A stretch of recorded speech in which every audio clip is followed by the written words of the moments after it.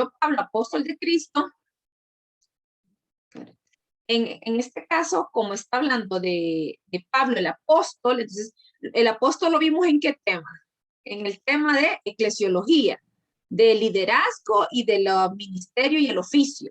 Entonces, ustedes se lo van a poner. Correcto. Exacto, entonces no se tienen que meter tanto rollo, más que todo decir, esto corresponde al tema del módulo de eclesiología, cuando se ven los oficios dentro del ministerio, para los cuales Pablo tuvo que haber tenido ciertas características, para cuando vimos lo que era, o ustedes pueden poner apóstol, que viene de la palabra apóstolos, que es enviado, algo así, no sé.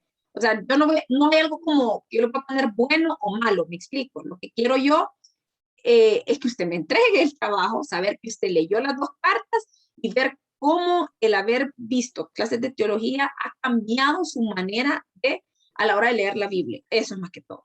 Ok, perfecto. Ok, gracias, Javi. Gracias. O sea, es poco, ¿verdad? Si de cada capítulo me pone 3 enunciados nada más, suficiente. Ok. ¿Ok? ¿Sí? No es que quiero que de cada versículo me escriba algo, ¿me entiendes? Sino, por ejemplo, 3 ideas principales de cada capítulo aplicando las verdades teológicas. Eso. Perfecto, gracias. Ok, entonces no se vayan a complicar mucho. No, pero eso sí, yo les pido 3 ideas, es poco. 3 ideas por capítulo, está bien. Por lo menos, ¿verdad? Si quieren poner más, pero con 3 estamos bien. Lo que sí les pido para este trabajo es que me lo hagan a mano. No acepto trabajos en computadora. No importa que su letra sea fea, bonita, trate de hacerla lo más legida posible. Y si pueden molde, mucho mejor. Pero si escriben carta, con que sea leíble, es suficiente. ¿Por qué? Porque si yo lo pongo a hacerlo en computadora, yo sé que se puede hacer copy-paste, pues. Pero al menos, si lo pongo a que sea a mano, aunque usted busque esas cosas en Google, por lo menos sé que se tomó la molestia de buscar, leerlo y transcribirlo y algo se le va a quedar. Buenas noches, doña Ana. Eso estamos explicando la tarea. Recapitulando, la tarea es leer la carta a los romanos y la carta a los hebreos. Tienen hasta el último día de octubre para presentarla. Es por cada capítulo, ustedes me van a hacer como las ideas principales o las principales ideas que ustedes entienden que hayan aprendido durante la clase. O sea, lo que me interesa ver es cómo el haber estudiado teología ha cambiado la manera en que leen la Biblia. Ya no lo van a leer de manera igual. Entonces, si el versículo que dice justificados pues por la fe, entonces ustedes en ese versículo de ese capítulo van a poner, aquí habla de los resultados de la salvación, porque esa es la clase de hoy. Resultados de la salvación, justificación, punto.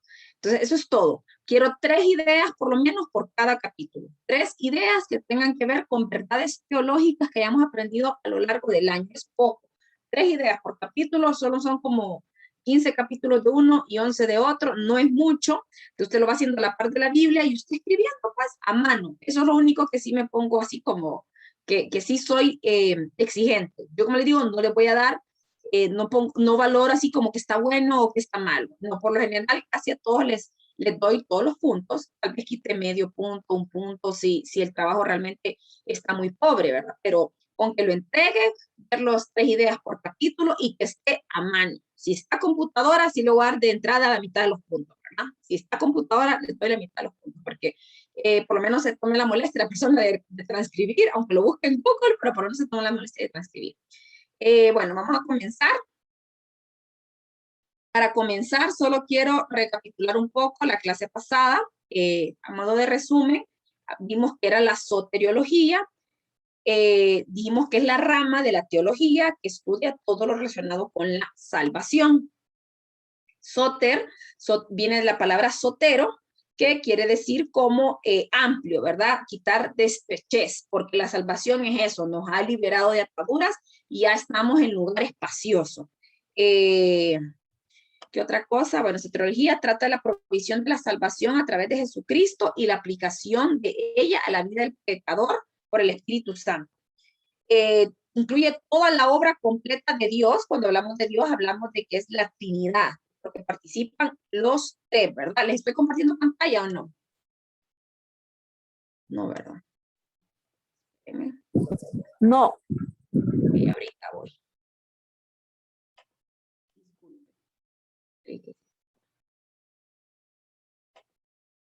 Ok, ¿cuál es el motivo y la importancia? Bueno, aquí está de dónde viene. Ya dijimos que en el griego es esotero, pero del hebreo viene de yashá, que viene de lugar espacioso y amplio, en contraste con lo que es la estrechez y la opresión. El motivo y la importancia de todo lo que tiene que ver con la doctrina de la salvación, ¿cuál es? Pues es demostrar su gracia y su amor. Yo me acuerdo que cuando vemos el tema de la creación, el conocimiento de Dios, en el conocimiento de Dios hablamos que había una revelación general y una revelación específica.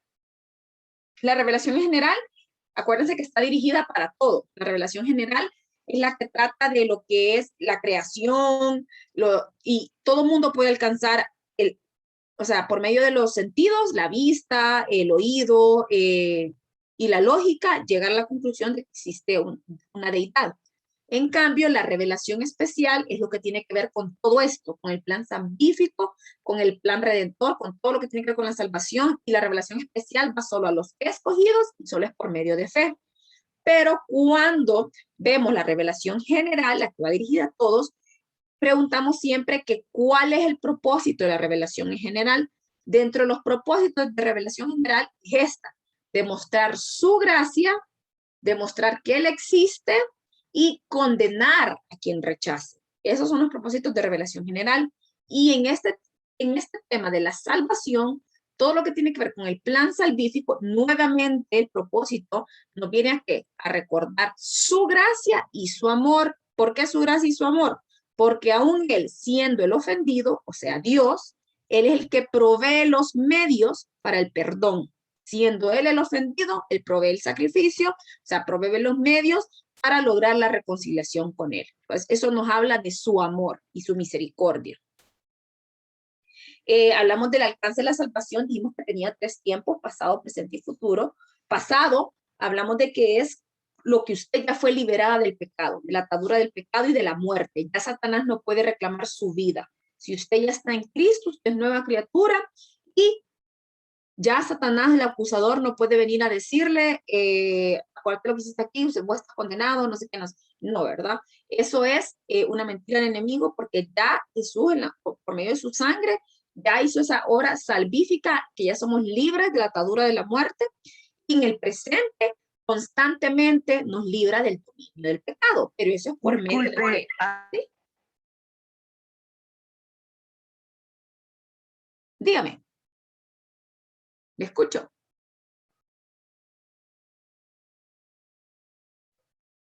¿Quién iba a hablar? ¿Doña Ana o Pamela? Perdón, hasta me sacó desde el Zoom. No se escuchaba. Ah, de verdad. Pero, ¿y los demás escuchan?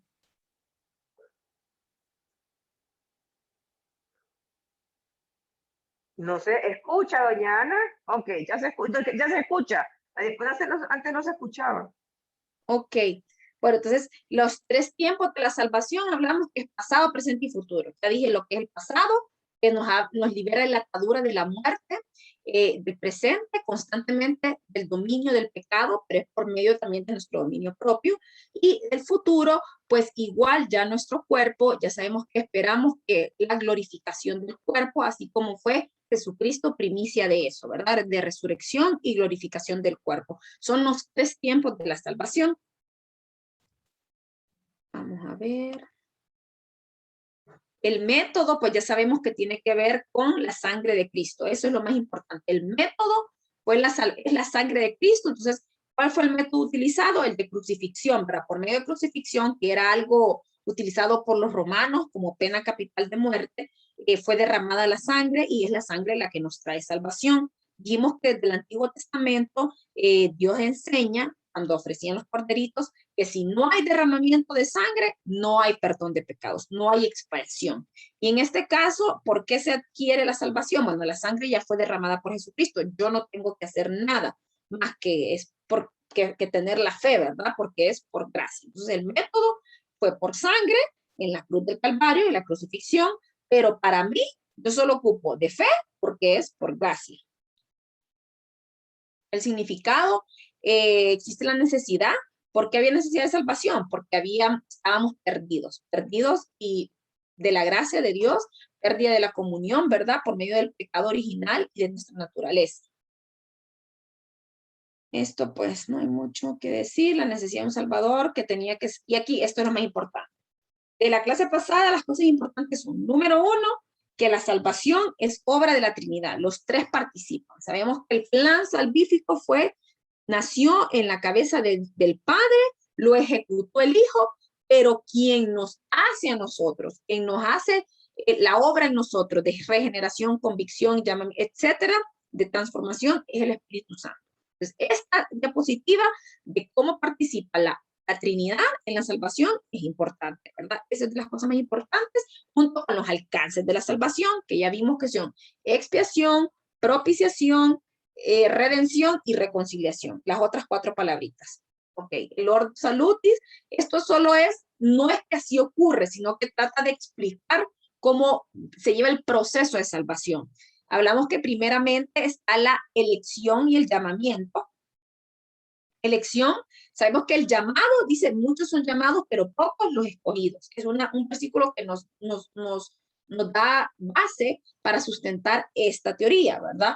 Que aunque el llamamiento es para todos en general, siempre existe el tema de la elección. Es decir, que para salvación igual Jesús nos predestinó desde antes de la fundación del mundo.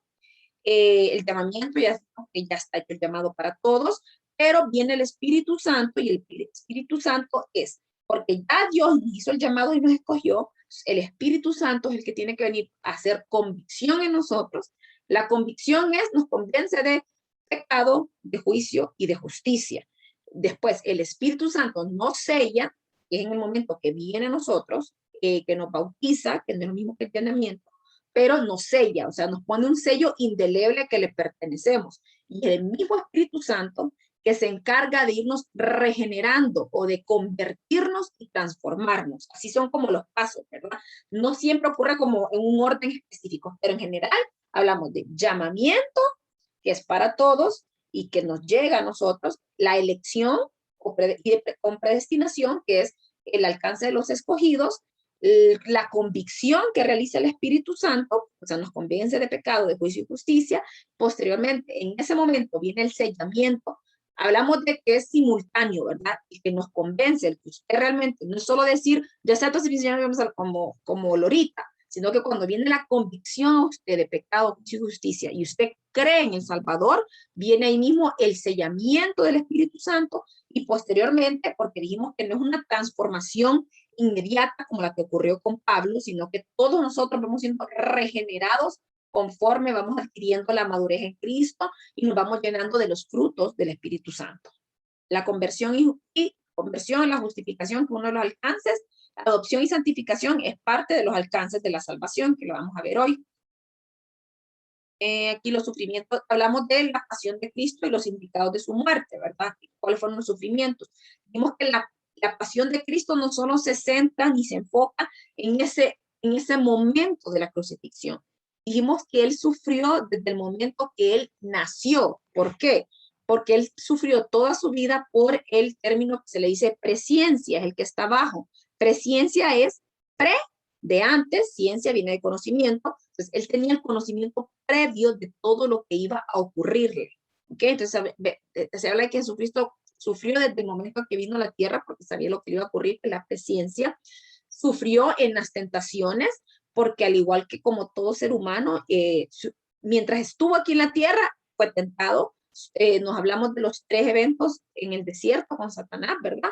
Pero igual él sufrió en ese tiempo, sufrió por compasión, porque se habla de que él sufría al ver el sufrimiento que también no dice que había en el mundo y lo que estaban alrededor de él y los que se iban a perder, ¿verdad?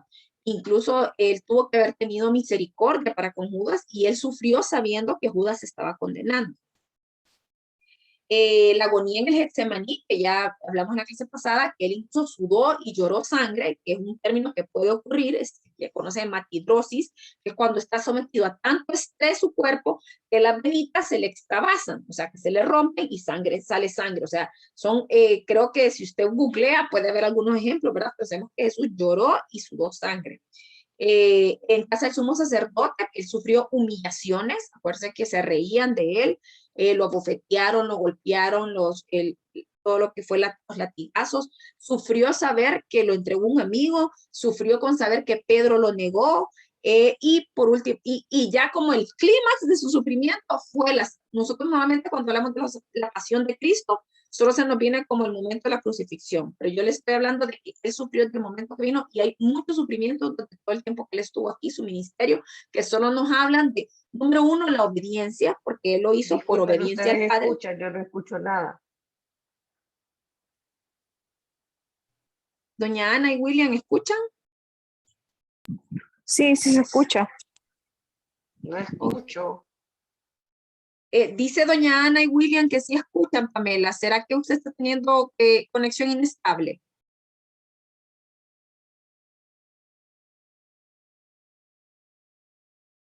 Pamela.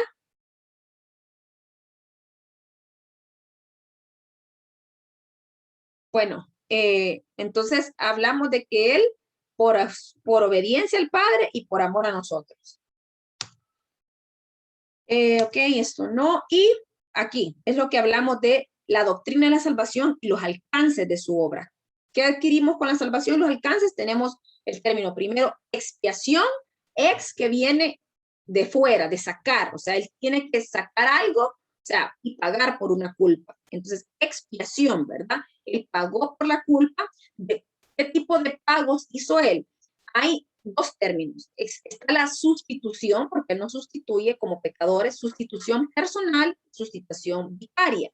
En Jesús se habla de una sustitución vicaria porque el pago que él hizo, lo hizo al alcance de todos, y aparte que él no había pecado, sino que él lo hizo, y el vicario quiere decir en vez de, él se ofreció en vez de nosotros. Entonces, la expiación que tiene que ver con pagar una culpa es Jesucristo la hizo de manera vicaria, es decir, en vez de nosotros, él se colocó en vez de nosotros y es que cubre multitud de pecados. La propiciación es un tema que tiene que ver igual con pago de pecado, nada más que la expiación solo es pagar por el pecado. La propiciación tiene que ver con aplacar la ira del que fue ofendido. Entonces, dentro del alcance de la salvación, hablamos de 4 términos de la doctrina de la soteriología. Expiación, que es pagar una culpa, ¿ok? Que él la hizo como vicario, en vez de, él pagó por nosotros y por todo el que la acepta, ¿verdad? Y de propiciación no solo es pagar la culpa, sino que propiciación tiene que ver con aplacar la ira del ofendido. Son 2 términos diferentes, pero van unidos de la mano. Entonces, la otra son la redención y la reconciliación. Entonces, redención viene el término que nos redimió del pecado, y reconciliación es que restituyó, restauró la relación que se había perdido con el Padre. Entonces, dentro del alcance, hablamos de las cosas más importantes de este tema. Número 1, la obra salvífica, que tiene que ver con Dios Trino, cómo participa el Padre, el Hijo y el Espíritu Santo. Número 2, los sufrimientos y la pasión de Cristo, que no solo tiene que ver con el día, con el momento que fue crucificado, sino que Jesucristo sufrió desde el momento que nació por su presencia, conocimiento previo, y por su amor y por su obediencia. Y número 3 son los alcances de la salvación, y dentro de la doctrina de la salvación tenemos estos 4 términos: expiación, propiciación, redención y reconciliación, que ya los hablamos, ¿verdad? Y ahora vamos a ver los alcances de la salvación. Vimos 4 términos, vamos a seguir viendo otros más. Dentro de los alcances de la salvación tenemos el término de justificación, eso lo tenemos en Romanos 5:1. Aquí ustedes pueden ir tomando como un adelanto de lo que es la tarea, ¿sí? Entonces, cuando estén en Romanos 5, ustedes van a poner Romanos 5. Este capítulo habla de los resultados de la salvación, 2 puntos, justificación, así como lo tengo yo. La justificación, pues, habla de que es resultado de la muerte, que es una doctrina cardinal del cristianismo, y que tiene que ver que es por gracia y que es por fe, que nosotros no podemos hacer nada por ser justificados. ¿Y que de qué trata la justificación? De que se nos atribuye justicia por parte de un juez. ¿Quién es el juez en este caso?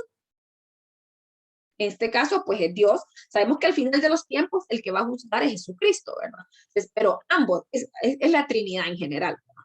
Entonces somos nosotros justificados, o sea, somos declarados justos delante de Dios, aunque no lo merecemos, aunque todos somos pecadores, porque así lo dice la palabra, todos estamos destituidos de su gracia, todos somos pecadores, pero por medio de la sangre de Cristo somos justificados, es decir, hechos justos delante de Dios. Una gloria es justificados por la fe, tenemos una nueva relación, ya estamos en paz con Dios, el medio de alcanzarla y por la fe. Y el autor de quién es, de la justificación, pues es el mismo Jesucristo que se ofreció a sí mismo, ¿verdad? El plan, pues, fue llevado a cabo por Yeshua, son los 5 pasos del proceso de la justificación. El requisito, pues, es la fe. El precio es la sangre de Cristo. La posición, pues, ya en Jesucristo, al aceptarlo, nosotros somos hechos justos, como dije, delante de Yahvé. Y el pronunciamiento que nosotros adquirimos cuando somos justificados por la fe, es que ya nadie puede acusar a los elegidos. ¿Y quién es nadie? Bueno, Satanás ya no puede venir a estarle achacando y achacando sus pecados pasados. Una vez que Jesucristo ya pagó por ellos, que fue justificado, no se lo puede estar atacando. No me confunda, ¿verdad? Cuando usted ha cometido un error, un pecado en su familia, generacionalmente, usted tiene que pagar, lidiar con las consecuencias del pecado. Esa es una cosa, lidiar con las consecuencias. No tiene que ver con el perdón y la justificación. Eso no es lo mismo. Tener que lidiar con las consecuencias de una acción mía, como por ejemplo, una persona que mata. Antes, por la ley del talión, en el Antiguo Testamento, y si usted se va al Antiguo Testamento, si usted mataba a alguien, el familiar del que usted mató tenía derecho a reclamar su vida. Que lo mataban también. Y estaba bien visto y por parte de la ley de Dios también. Usted lo puede leer en el Antiguo Testamento. Lo mismo ocurría si violaban a una persona, entonces el que lo había hecho tenía que pagar por la violación algo económico y aparte también podía ser, si no se hacía cargo de la persona, también podía ser ejecutado.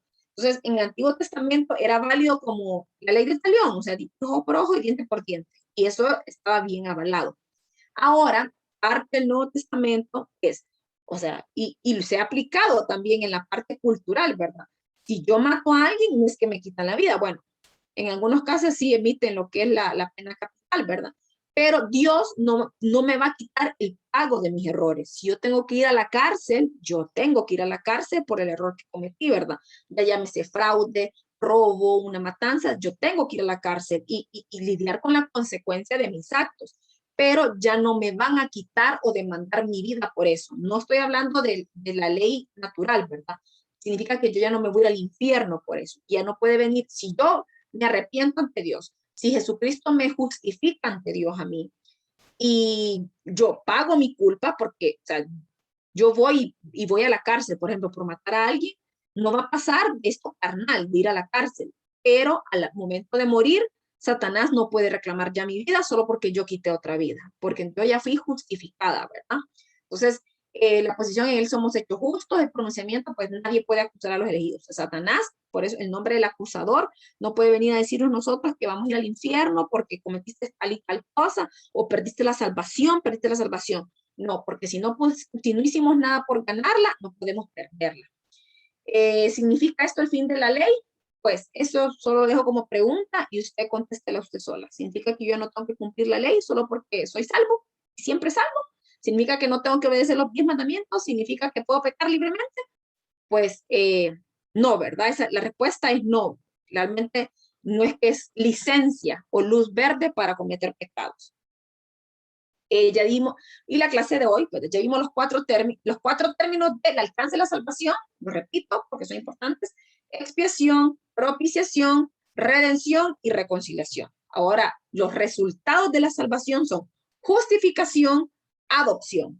¿Cuál es adopción? Adopción es cuando usted pasa a ser familia de alguien quien carnalmente o sanguíneamente o naturalmente no lo era, ¿verdad? Y adquiere los beneficios de esa familia, pero al mismo tiempo adquiere las obligaciones. Entonces se coloca al creyente dentro de la familia de Dios, se libera al creyente de su relación anterior. Entonces por eso se dice que yo ya no estoy ligada a Adán, ¿verdad? Yo ya no estoy ligada a Adán.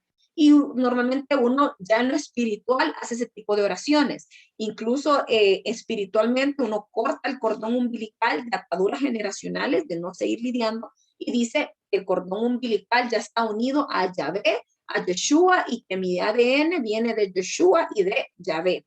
Es un acto voluntario del que adopta. O sea, para que usted sea adoptado, no es que usted dice, ay, yo quiero que me adopten, ¿verdad? Es Yeshua o Dios que lo quiso hacer, él nos quiso hacer hijos. Y él tiene pleno derecho a los privilegios, pero no solo son los privilegios, sino que también son las obligaciones. Pasamos a ser parte de la familia divina, pero también cortamos relación con la familia anterior. Y si yo corto relación con la familia anterior, si yo digo de boca que ya no soy parte de Adán, yo me tengo que comportar diferente también. Si yo quiero ser reconocida como hijo de Dios y reclamar los privilegios de hija, yo también tengo que comportarme a la altura de mi padre, ¿verdad? Como él quiere que me comporte. Tengo que cumplir con ciertos requisitos, obligaciones y deberes. Aquí está, en resumidas cuentas, todo lo que estamos hablando, las palabras importantes. Aquí este cuadrito, así como les dije de la obra trinitaria, este cuadrito es importante para el examen, porque nos habla de el alcance. Aquí va expiación, quitar el pecado. Propiciación, apaciguar la ira. Reconciliación, quita la enemistad que había, restaura, ¿verdad? El amor, la confianza, etc. Abajo tenemos redención, el acto que es de liberarnos de la esclavitud del pecado. Esos son los cuatro del alcance de la salvación. Ahora, los resultados, pues tenemos la salvación como tal, la obra que Dios nos libra, la justificación, somos declarados justos delante de Dios por medio de Jesucristo, por la fe, la adopción, el acto por el cual somos colocados dentro de la familia divina, y la regeneración, que es la obra que el Espíritu Santo hace en mí. Entonces, estos términos, está la definición, en qué ámbito se aplica, y este cuadrito es bien importante. ¿Ok? Apréndanse para el examen. Esto era el alcance de la obra de la expiación. No vamos a tocar cada uno de los cursos que hay aquí, pero es importante que sepan que hay dos grandes corrientes en las que el cristianismo, protestantismo, ¿verdad? Del protestantismo, más que todo, se dividen. Tenemos a los arminianos por un lado y tenemos a los calvinistas por otro. Se los voy a dar las cosas a grosso modo, pero ustedes pueden investigar un poquito por si les interesa, ¿verdad?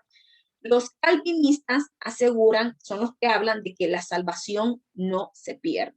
Calvino, entonces ustedes van a encontrar un montón de iglesias que vienen de índole calvinista y que no, la salvación no se pierde, pues independientemente de lo que usted haga. Calvino habla de varias cosas, de la salvación no se pierde, de la gracia irresistible. ¿Qué quiere decir la gracia irresistible? La doctrina de los elegidos, que a pesar de que haga usted lo que haga, la gracia irresistible quiere decir que sea como sea, Dios lo va a alcanzar a donde usted esté, por muy terco que esté, y lo va a llegar al punto de doblarlo para que usted reconozca y sea parte de la familia de él. Entonces, Calvino, si a usted le suenan unas palabritas de esto, si en la iglesia a la que usted sí, lo que sea, hablan más o menos así, quiere decir que hay influencia calvinista. Y por el otro lado, la otra corriente son los arminianos. Entonces, por eso le estoy diciendo, son las dos grandes influencias en las que ha sido como pleitos eternos dentro de la iglesia protestante. Arminio habla de que la salvación sí se pierde.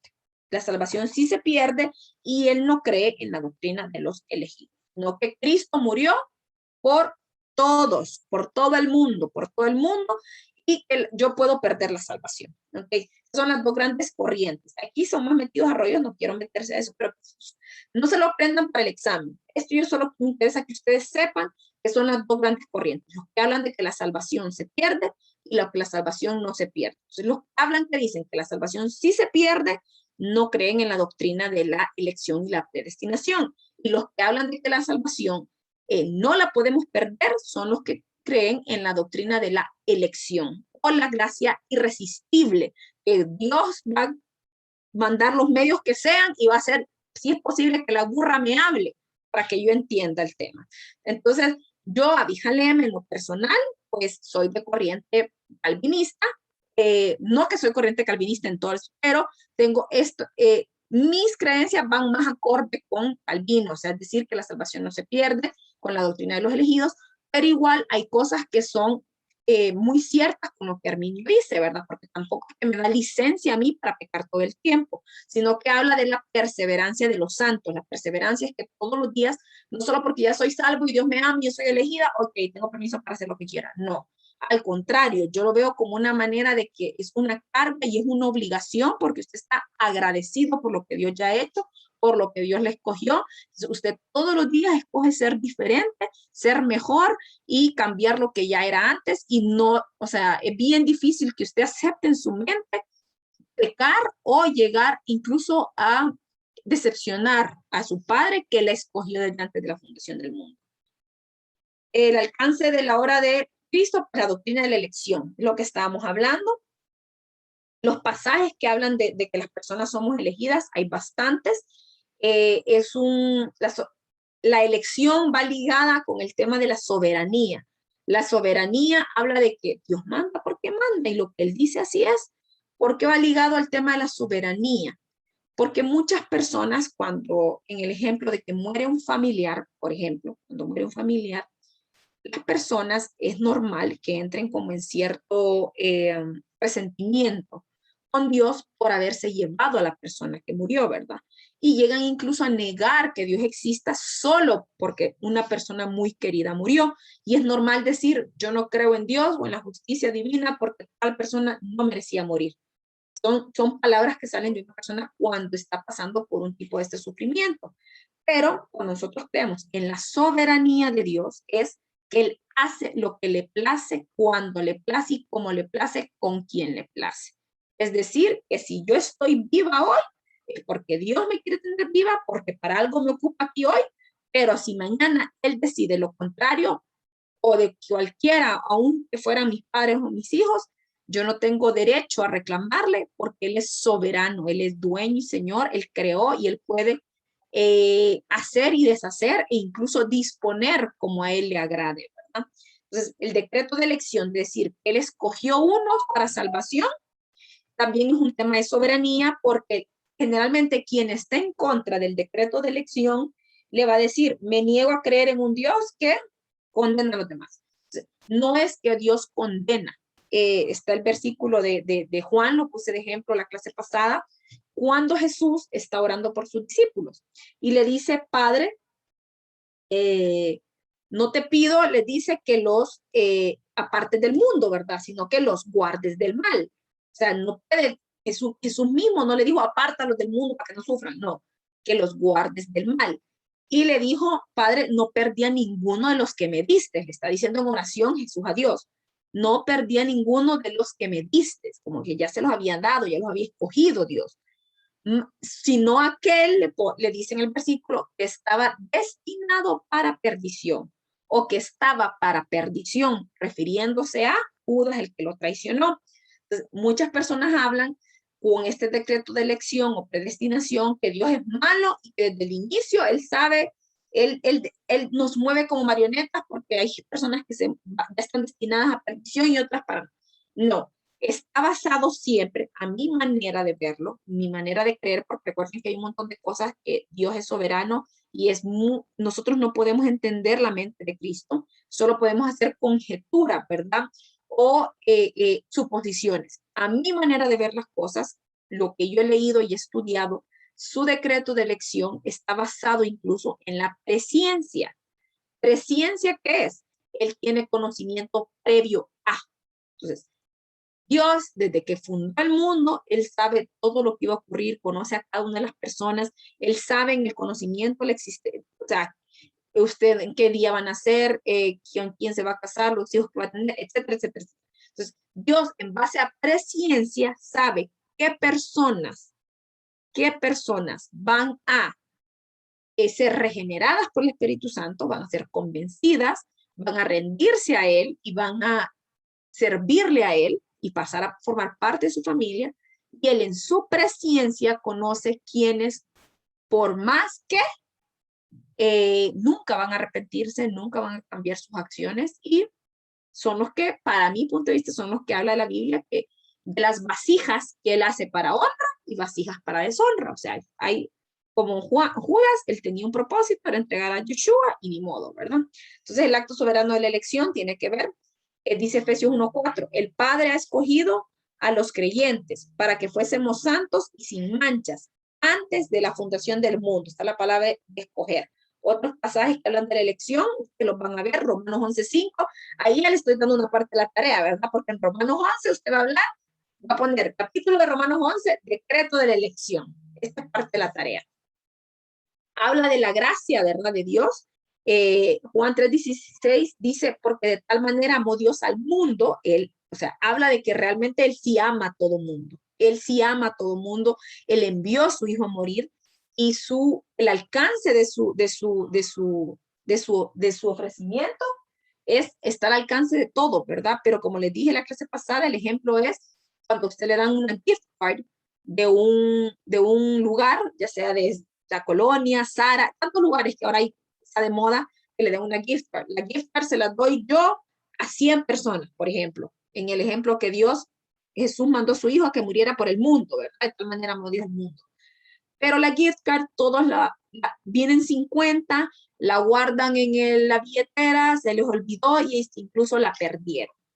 Aunque yo les deposité cierta cantidad en esa gift card y yo se la di, como nunca la fueron a cambiar, ellos no fueron acreedores del regalo, del don, de la gracia, ¿verdad? Es necesario que se muevan a cambiarla. Solo quienes fueron los únicos que recibieron la gracia y el don, el regalo que yo les tenía.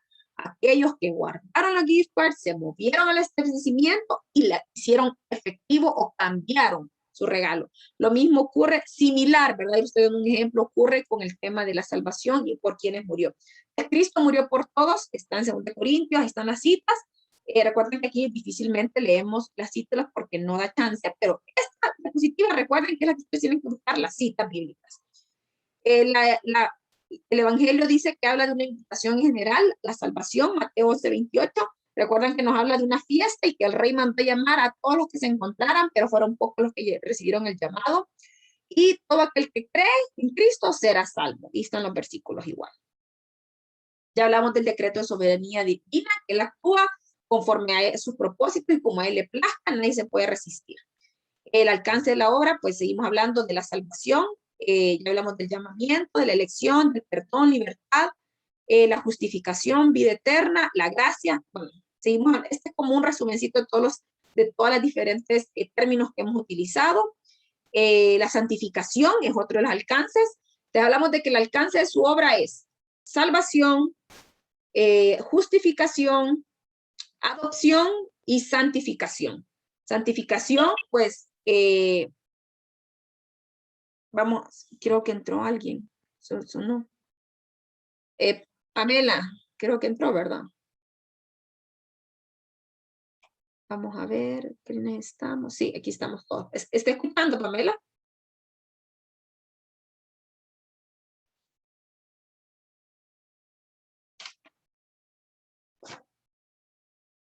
No, bueno.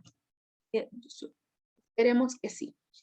Entonces, la santificación es otra porque por medio de la regeneración del Espíritu Santo, por medio de la regeneración del Espíritu Santo, es que yo entro en este proceso de ser mejor cada día, de la perseveración para llegar a ser santo. Y así se conoce el término, la perseverancia de los santos. El alcance de la obra, pues la glorificación, como hemos hablado, aunque en este mundo nosotros tengamos aflicción, sufrimiento, sabemos que en el futuro parte de los tiempos, ¿verdad? Que hablamos de los 3 tiempos de la salvación, el futuro es la glorificación del cuerpo. O sea, en algún momento este cuerpo que ahorita es sujeto a enfermedades, putrefacción, etcétera, va a ser glorificado, vamos a resucitar y vamos a gobernar junto con él. Así como él fue levantado en gloria, nosotros también lo seremos. La aplicación personal, el creyente que ha nacido de nuevo tiene un compromiso personal de vivir en la vida, en la esfera de la nueva vida que le ha sido dada, como decíamos, ¿verdad? Si yo ya ahora soy parte de la familia de Dios y ya no quiero ser ligada con mi yo anterior, con mi pasado, con mis generaciones, con lo de Adán, yo también tengo que conformarme y comportarme a la estatura de Cristo, ¿verdad? Debemos considerarnos muertos al pecado, vivir ya no en esclavitud pecaminosa, sino en una condición de siervo de justicia. La salvación es un don de gracia, es por fe, ya lo hablamos, no es por mérito propio, no hay nada que nosotros podamos hacer, fue un regalo que Dios dio, o sea, Él fue el agraviado y Él mismo entregó el medio para llegar a Él. Él es el que ha hecho el decreto de la elección, Él es el que ha escogido desde antes de la fundación del mundo, y quien hace la obra en nosotros, pues es el Espíritu Santo, por medio de la iluminación, la convicción, la conversión, la regeneración y la transformación. Dios ha hecho toda esta obra con el propósito de que su nombre sea glorificado, y la seguridad de la salvación es una verdad bíblica. Es incuestionable, que enseña claramente que una vez salvo el creyente, usted lo es eternamente. Y se dividen, dimos las dos grandes corrientes de los pensadores, Calvino y Arminio, que los que dicen que la salvación se pierde y los que la salvación no se pierde. Entonces, nosotros nos basamos en los que creemos en que la salvación no se pierde, nos basamos en el hecho de que si es por gracia, que Él me la dio sin merecerla, y yo no hice nada para ganarla, tampoco puedo hacer nada para perderla. Entonces, el tema entonces no tiene que ver con que si se pierde o no se pierde. Nosotros hablamos de la diferencia entre seguridad y certidumbre. La seguridad es algo que está fijo. Usted no lo pierde porque no lo pierde. Ahora, la certidumbre tiene que ver con el conocimiento. Que usted tenga claro una cosa. Entonces, una cosa es que usted no esté seguro, pero porque no tiene el conocimiento previo de este sí puede o no puede estar salvo, si se pierde o no se pierde, pero otra muy diferente es el respaldo de la seguridad de Dios. Y sabemos, dicen números, la palabra dice, Él no es hombre para mentir, ni hijo de hombre para arrepentirse. Entonces, lo que Él hace, lo que Él dice, Él lo hace, y es porque es un decreto divino, eso no cambia, Él no cambia de opinión de un día para otro. Ya ahora, la certidumbre que yo tenga de mi conocimiento es otra cosa, la certidumbre que yo tenga que porque me porté un poquito mal, estoy dudando de que perdí o no perdí mi salvación, tiene que ver con algo de conocimiento mío, no con la seguridad que Dios me dio. ¿Ok?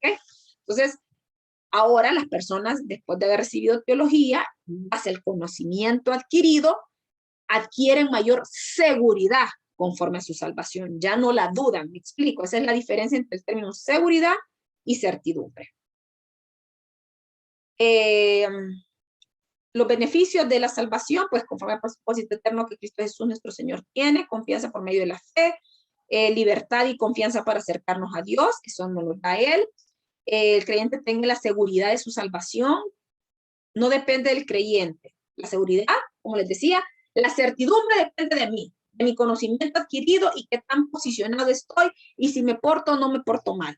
La certidumbre depende de mí. La seguridad depende de Dios, no depende de mí, ¿verdad? Porque no depende de quién soy yo, no depende de lo que yo hago, no depende de lo que yo tengo, ni de lo que yo siento.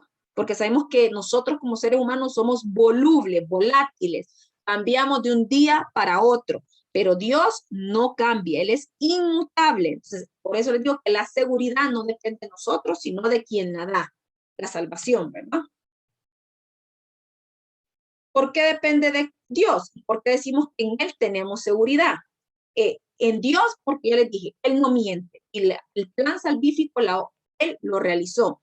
Depende de Jesucristo, que Él ya pagó por nosotros. Él murió por nosotros y su sacrificio es suficiente. El dudar, el de que creer que yo puedo hacer algo no para perderla, sería equivalente a dudar el sacrificio de Él y la muerte de Él fueron suficientes. Dios por naturaleza es fiel y también sería dudar el Espíritu Santo. ¿Por qué? Cuando hablamos del tema del Espíritu Santo, que produce un sellamiento. Las arras del Espíritu Santo es la garantía del Espíritu Santo. Que una vez que yo estoy sellado, marcado, es una marca indeleble que nadie me puede borrar. Entonces, dudar de la seguridad de la salvación es dudar de las tres personas. ¿Okay? De Dios y su plan divino y su fidelidad y sus decretos y lo que Él ha dicho, de Jesucristo y el sacrificio que Él realizó y lo suficiente que fue su sacrificio, y del Espíritu Santo, que es el que realiza la obra en mí y el que me selló y el que me apartó. Los beneficios de la salvación, La palabra beneficio viene del griego antilambano, quiere decir asirse de algo, tomar algo. Cuando se habla de los beneficios de la salvación, se habla de lo que Dios pone ante el nuevo creyente para que lo tome por fe. Los beneficios, ya dijimos, si somos hechos hijos de Dios, adoptados, entramos a la familia de Él, adquirimos todos los beneficios y todos los deberes.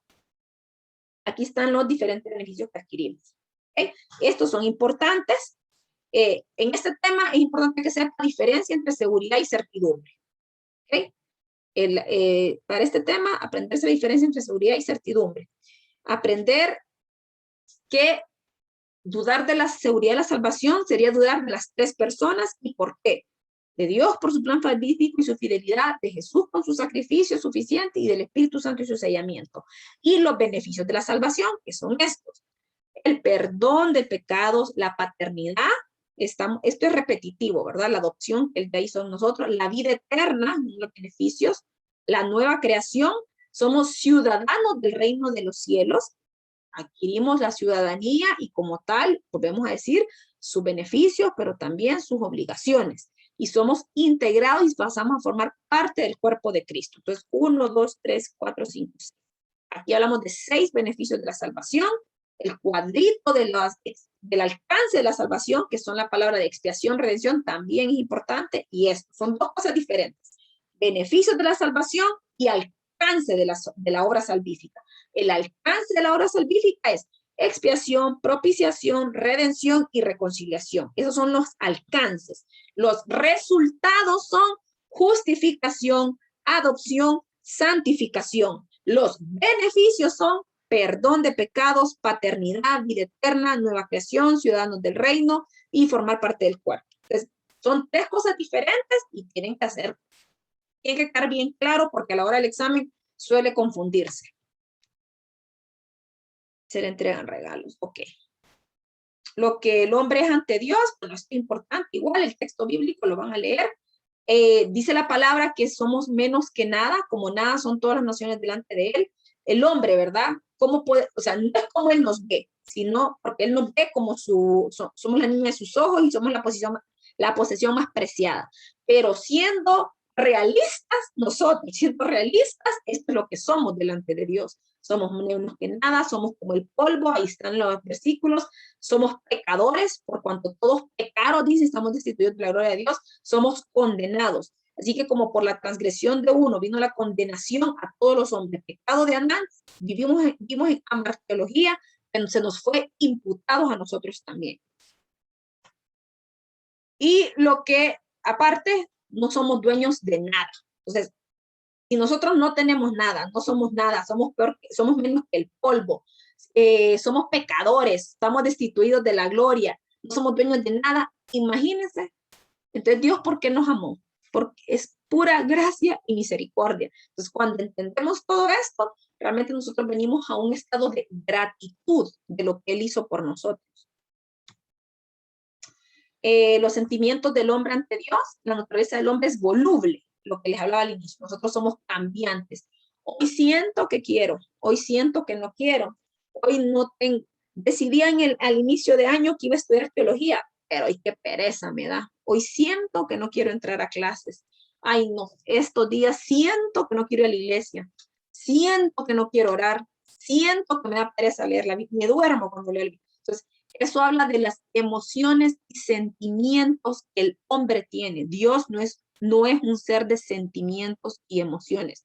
Por eso hablamos que Dios lo que Él dice, Él lo hace. En cambio, el ser humano, nosotros somos volubles y constantemente cambiamos. Por eso dice Jeremías 17:9.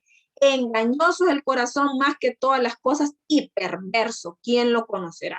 Porque nosotros hoy sentimos y mañana no sentimos. Hoy estamos enojados, mañana estamos emocionados y nosotros ya sabemos cómo somos emocionados.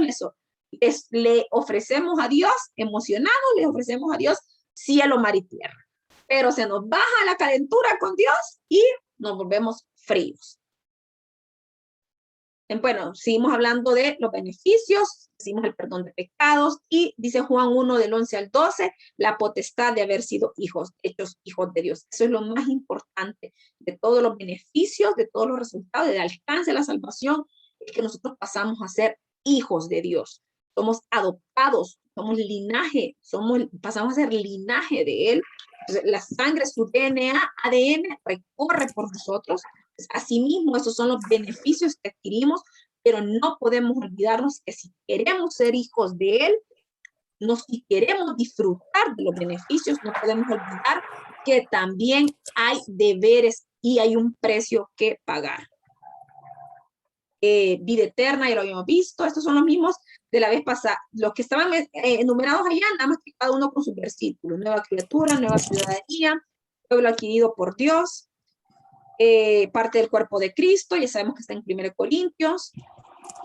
Bueno, entonces como conclusión, para cerrar, Juan 17:12 dice, cuando Dios está orando, el versículo que les digo, que cuando Dios está orando, Él dice que no se le perdió ninguno de los 12, de los escogidos, perdón, eran 11, más el que estaba destinado para perdición. No sé quién tiene abierto el micrófono, si lo cierra, por favor. Dice, cuando estaba con ellos en el mundo, yo los guardaba en tu nombre. Jesús orándole a Dios. A los que me diste, yo los guardé y ninguno de ellos se perdió. Primeramente habla de que fue Dios quien escogió a uno que se los dio, ya se los dio, sino el hijo de perdición para que la escritura se cumpliese. En otras versiones dice que estaba destinado para perderse. Entonces, este decreto, este versículo nos reafirma el decreto de la elección. Filipenses 2:12, debemos ocuparnos de nuestra salvación. No es porque ya soy justificado, mis pecados fueron perdonados, ya no tengo nada que hacer. No. Luminares, por tanto, amados míos, como siempre habéis obedecido, no como en mi presencia solamente, sino mucho más ahora en mi ausencia. Ocupadse en vuestra salvación con temor y temblor. Yo soy salva, sí, pero yo me tengo que ocupar y mantenerme perseverando en la santificación. Como dijo Pablo, es una carrera y hay que nosotros, o sea, en esta carrera debemos procurar salir vencedores y número uno, pues. No es lo mismo pasar una clase de panzazo con el 60% que, ay, ya estoy salvo y ni modo, igual voy al cielo, pero paso con 60%, a pasar una clase con 100%, ¿verdad? Y que Dios me diga, o sea, esta es mi hija amada, en quien yo tengo complacencia, como lo dijo con Jesucristo. Entonces, no sé si tienen alguna pregunta con respecto al tema de hoy. No, ¿verdad?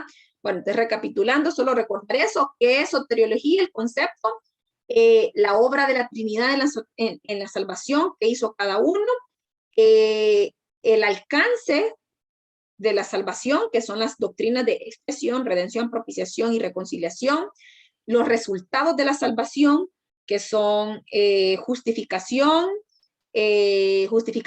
adopción, santificación, y beneficios de ser salvos. Los beneficios de ser salvos son ser hijo de Dios, ser ciudadano del reino, vida eterna, perdón de pecados, etcétera, etcétera, etcétera. Entonces, si no hay más preguntas,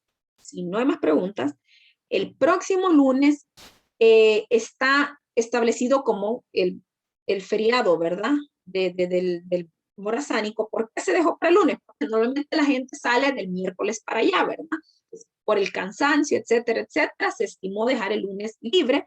Aparte, el lunes ustedes pueden estudiar y el siguiente lunes sería el examen. Y tienen hasta el 31 de octubre para presentarme lo que es el resumen de Carta de Romanos y Hebreos. Entonces, sería eso todo, estaríamos despedidos y ponernos de acuerdo para cuando en noviembre, la fecha que todos podamos, porque todos deben estar, todos deben coincidir con el día, poderse dar lo que es el seminario de Apocalipsis o de escatología. ¿Alguna pregunta?